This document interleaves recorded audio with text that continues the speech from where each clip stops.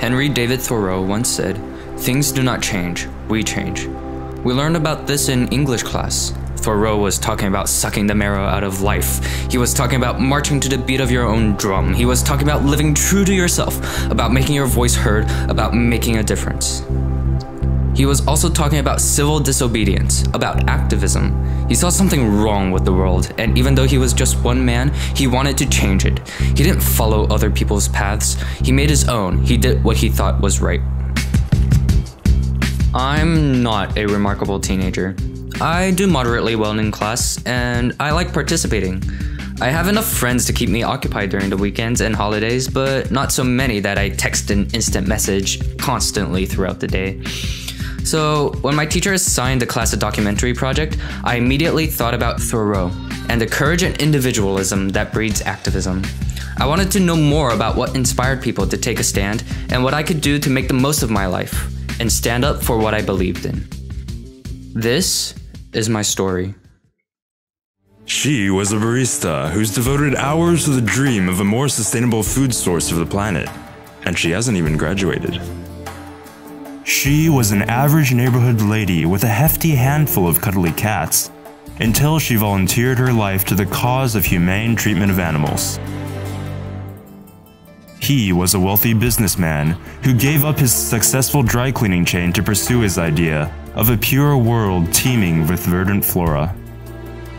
In the course of history, the majority has always been led by the minority, and in these trying times, a small group of activists have stepped up to the challenge. These are experienced businessmen and passionate students. They are fathers and sons, brothers and sisters. These are the Armchair Warriors. They are the crest of a wave of change in America. They are the heroes, and sometimes the villains, of activism in a world of conflicting cultures and ideas in close quarters. They are the warriors of the earth, the resounding barbaric yops above the rooftops, and the defenders of the spirits of the wild and natural world among us. Kayden Kwok is a high school student who has embarked on an epic journey to discover these heroes that have changed society due to their amazing armchair activism. Let's join him in his quest and catch a glimpse of the brave new world that unfolds before him. Three of the foremost activists of our time agreed to sit down with Kayden and discuss their visions, struggles, and successes. Kayden's first stop was the office of Rupert Morris White, who currently heads an environmentalist organization called Gaia Initiatives to raise awareness and fund projects encouraging long-term environmental sustainability. Kayden also visited Oregano Morona, author of the world-renowned site Fun with Veganism. She has been known for her passion and drive and her generous donations to many charities. Many of her followers are famous as well, spreading her message throughout the community. And finally, Xenia Lovewood, who was a typical anonymous cat lady until she rose to fame when she founded PETA, the People for the Impeccable Treatment of Animals, and became a significant figure in the Humane Society.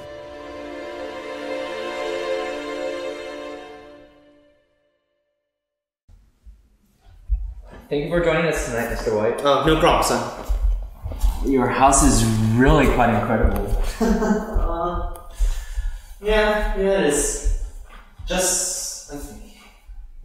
Absolutely, Mr. White. Have a seat. Mr. White, please. Tell me a little bit about yourself and your company and what you do. Okay, well, I'm the former CEO of the dry cleaning company Clean as White, and a former environmental philanthropist. And at my company, which is called Gaia Initiatives, we look at different proposals for environmental projects, and we fund the ones that we believe to be the most promising. Thank you for joining us tonight, Miss Morona. Oh no, it's no problem at all. Look, it's dinner time right now. Do you want to try some of my vegan pot roast?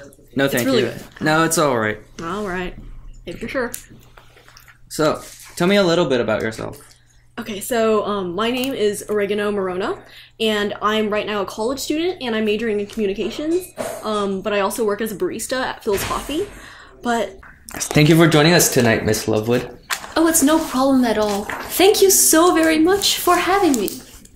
My name is Xenia, spelled with an X, and I am the Director of Research inspections, introspections, interjections, insurrections, and investigations at the Humane Society and the Vice President / CEO of PITA or PETA.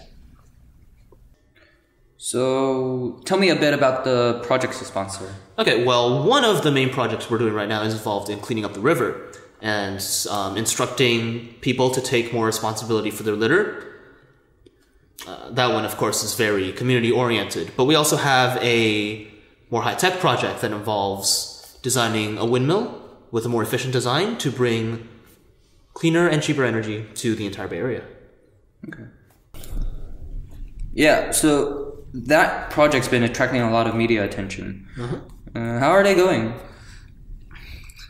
Alright, listen. I'm not actually involved in any of these projects. I just sign off on whatever they give me.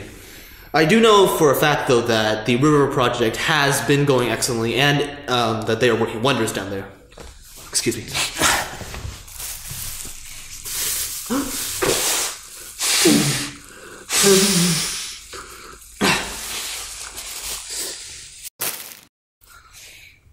Allergies, you know how they are. Did you just use a plastic bag as your Kleenex? Oh, yes, you should try it. They feel so much more luxurious than regular tissues. Oh, speaking of plastic bags, let me show you our latest project. You like it? Call it Friends of the Sea. So we get school children to decorate these plastic bags, and then we release them into the ocean where they can be friends with the sea creatures. Let me show you some more.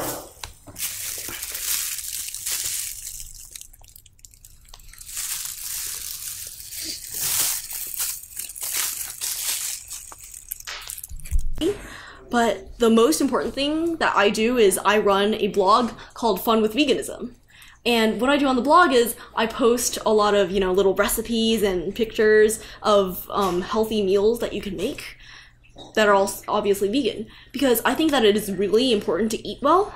And people think that eating well means eating boring things, but that's not necessarily the case. Like, for example, banana breads. I have like 1 million banana bread recipes on my site, and they are all really tasty. And the cool thing about banana bread is there are an infinite number of banana breads that you can make, and none of them even have to have banana in them. They are amazing. Much of what we do is male campaigning.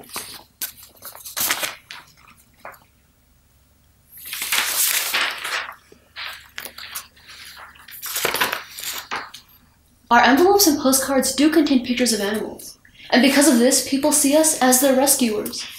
These animals, be they pets or wild, are our equals, but they cannot speak. They purr and they lick when they're happy, and they bark and yell when they're not. And because of this, people find it easier and easier to treat them inhumanely. We must fight this.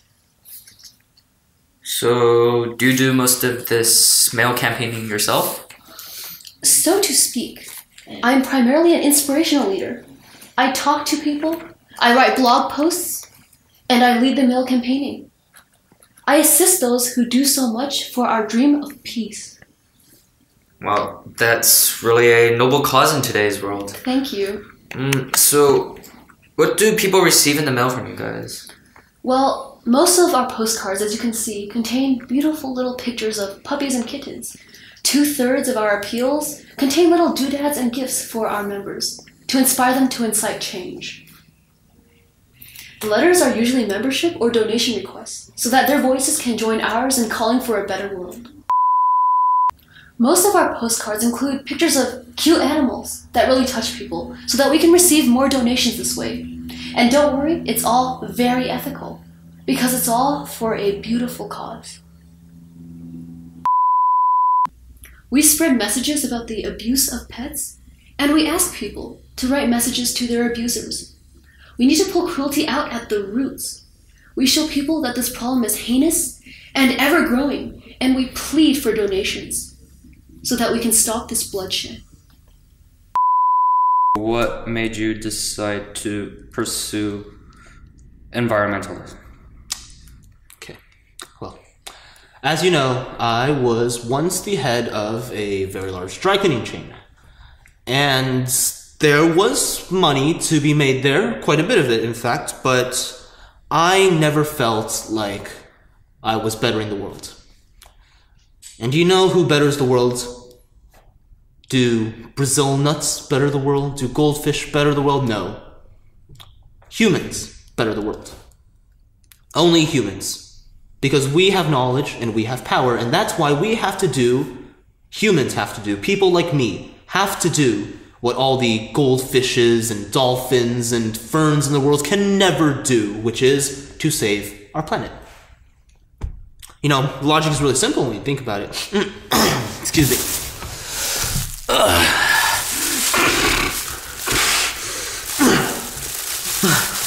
Sorry. So, what does being a vegan mean to you? No, sorry. It's vegan, okay? It's not vegan, it's vegan. Right. So, I am a vegan because, like I said earlier, I think it's really important to eat healthy. Because, like they say, you know, your body is your temple, right? So you have to take really good care of it. And, like, I don't tell people to be vegan because I think that they're, like, living in sin or something. But, I mean, if you think about it, they totally are. Like, veganism is our way of life, you know? And we do it because, like, it's sacred, and veganism is treating your body right, and it's like treating innocent animals right. And, like, innocent animals, they have life too, and life is, like, sacred, and you should take good care of it. And oh my god! Like,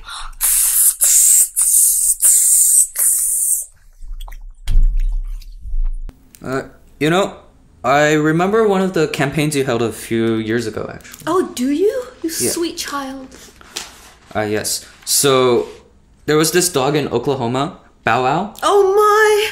and his owners abused him, and Oh heavens! eventually he died. Oh, what a tragedy! Yeah. The story really is quite heartbreaking. It is. It is. Well, but you ran a letter writing and fundraising campaign Yes. to prevent animal abuse. Yes.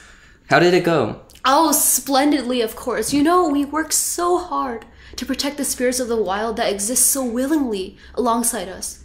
I thought Xenia was acting a bit strangely, so I researched Bow Wow's case. Turns out the event actually caused a large controversy because Bow Wow had really died 8 years before Xenia's fundraising campaign even started. It seems like it was just a scam for money, but perhaps the money was used for a great cause. You know, you must really receive a lot of funds through the mail, and I'm sure all that money goes to a great and noble cause. Of course, of course. What usually happens to it? The money?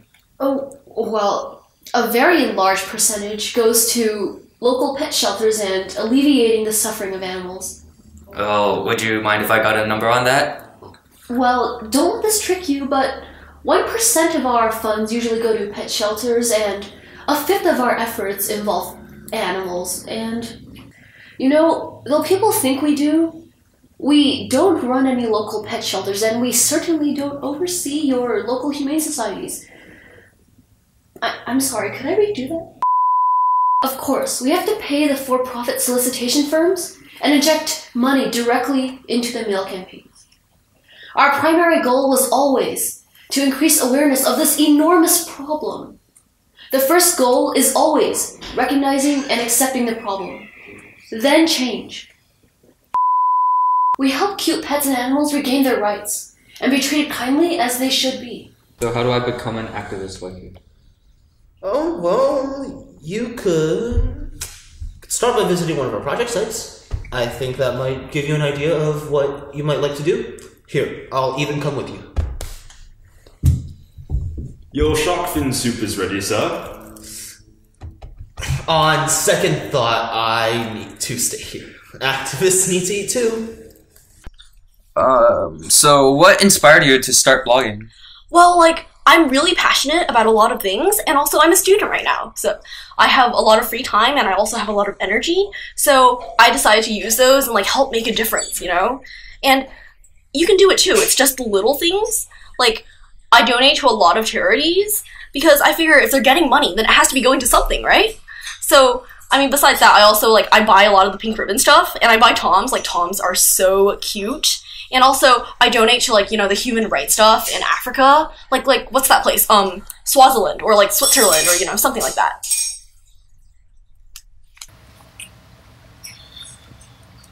I would think that smothering your letters and direct mail campaigns with cute animals would give sort of a misleading message if you don't actually give any money to animal shelters. Honey, our subscribers do read the fine print. You know, a cursory search on Google has shown me quite a few controversies. Complaints with the Federal Trade Commission. Euthanization of 95% of shelter animals. And it also says many shelters are frustrated that your humane society is misleading people, and also that they're getting so little from a $50 million national campaign. So, what does activism really mean to you then? You know, I actually have an appointment right now. You know, diabetes, new diseases, insulin shots. Wait, don't insulin shots require genetically modified animals? You know, I really have to go. Call me. And hasn't your organization firebombed animal testing Stop agents? filming.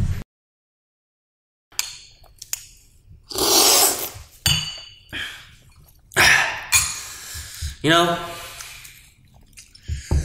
everything I do, it's all just for the best.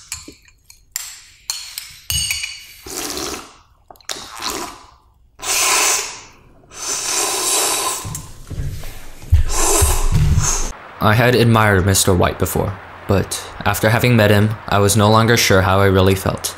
In any case, I decided to take his advice and see what his projects were really like.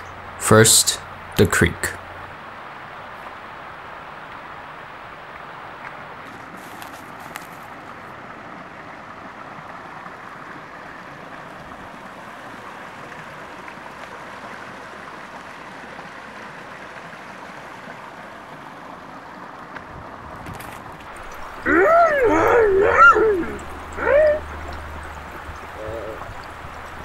Is this where you live?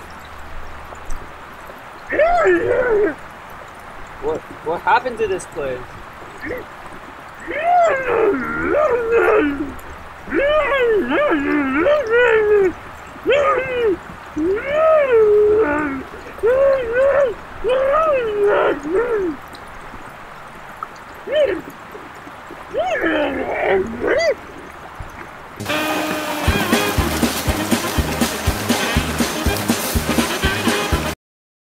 And next, the windmill.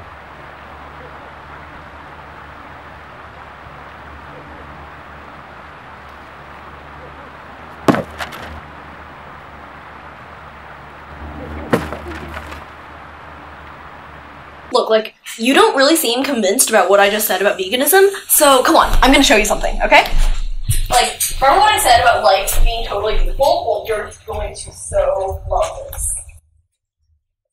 This is my vegan dog, Reggie. Hello there, boy. Isn't he cute? Don't dogs need to eat meat? No, you're getting preconceptions, you're letting them get ahead of you. See, dogs don't need to eat meat. Like, look at Reggie. He eats only vegetables. Isn't he cute? Like, just like what I said before, it's just about the little things, okay? That's all you need to do. You can, like, become a vegan too. You can change the world. After seeing all of what had happened, I felt like I really needed to investigate, firsthand, just what Miss Morona was all about.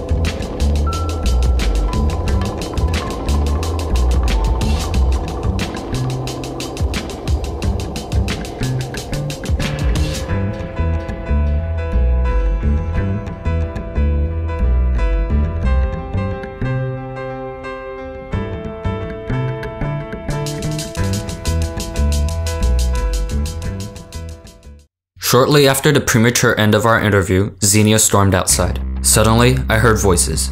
Shouting voices. What is going on? Like, Xenia, you were like an old hag, okay? And like, you suck. Yes, you! Because you were like, you call yourself an animal rights activist, but like, you are totally up to no good, and I know it. You naive little girl, what do you know about me? I have saved the world. I have changed the world that you live in. But I am like, who are you to judge me? But I am like a student who is going to change the world, okay? And like, you are old, actually, and like, you have totally stolen millions of dollars from the American people, and that includes me, okay? So you stole money from me, and like, that is not cool. So right now, what I am doing is I am like civilly disobeyed you, like.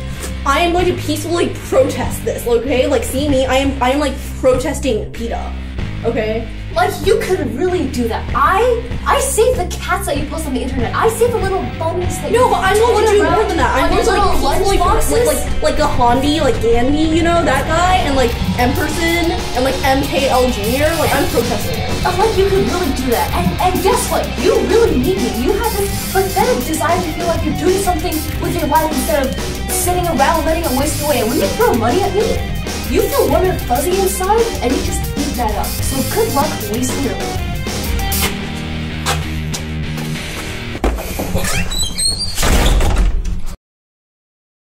Their yelling faded into the distance, leaving behind only an empty silence.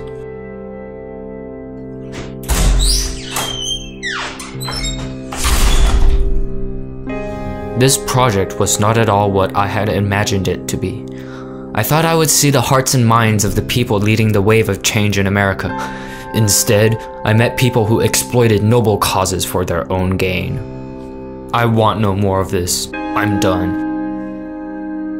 This can't be right. These people that I'd always had so much respect for never seem to get anything done. This is what they mean by activism? No, I can't believe this. I need to talk to someone. I need to talk to the one man I can trust, my teacher, Mr. Satarkos.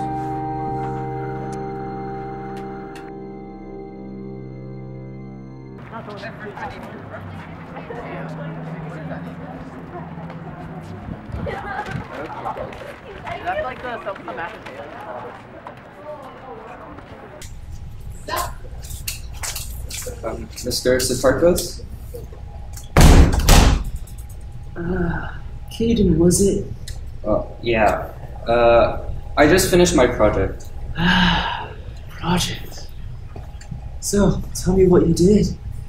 Well, I went around interviewing several famous people who were trying to change the world. What did you think of them? It was, well, yeah, I guess you said that. They're all really Enthusiastic about what they do? I'm not so sure. You see, they might be enthusiastic about what they do, but they're not getting anything done at all. I'm not sure I agree with that. Do you have any evidence that what they're doing isn't helping? Well, I met this guy who thought he was saving the environment by using plastic bags as tissues. And who says plastic bags are bad for the environment? Well, scientists, right? Who says scientists are to be trusted? Half of them say one thing, half of them say another. You've heard of global warming, right? Well, yeah, it's a serious problem, right? But there's a whole bunch of people who think global warming is not but a sham. What? And governments think that there's need for something, they fund it, right? So these so-called scientists who say that global warming is real, they're just stealing from the pockets of the government. Okay, but what about the vegan who thought she was changing the world by making one inane blog post? And how do you know people don't visit her site? Well, it was really poorly made. And you think that's a reason people wouldn't visit it? Wait, you're spinning moves around me. Well, I think it's because you do not truly understand what activism is. How would you define activism? Well, I'd say it's anything that makes a difference in the world, really. And how do you make a difference? You get out and do something. You got a bunch of people to agree with you, and you're good. But these people you're talking to, they are making a difference. They're just doing it their own way, with their own methods. They're changing the world any way they can. But they're not making enough of a difference. yeah, exactly. But why should activism be limited to direct conflict? Confrontations in the streets, sit-ins.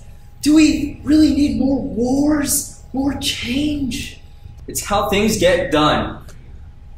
Look at Libya, Iran. Do you honestly think we need more of that uncontrolled change? I'm not sure. Do you really want more people to die? Of course not, but Then you should appreciate what they're doing. By avoiding direct conflict, they're promoting peaceful forms of change. If you don't like war, if you don't like death, then you wouldn't favor your so-called real activism.